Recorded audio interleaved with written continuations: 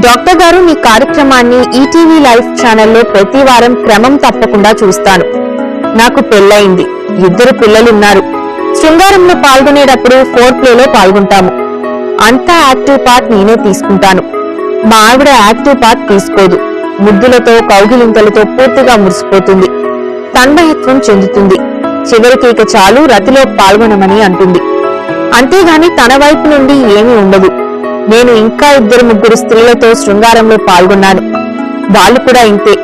నాకు తెలియక అడుగుతున్నాను, ఫోర్ ప్లేలో పురుషుడే యాక్టివ్ పార్ట్ తీసుకోవాలా, స్త్రీ తీసుకోదా? ఎందుకని స్త్రీ తీసుకోదు? స్త్రీ కూడా యాక్టివ్ పార్ట్ తీసుకుంటే పురుషునికి మరింత కిక్ వస్తుంది కదా. స్త్రీలందరూ ఇలానే ఉంటారా? నా భార్య ఒక్కటే ఇలా ఉంటుందా? ఏమైనా సలహా చెప్పండి అంటున్నారు.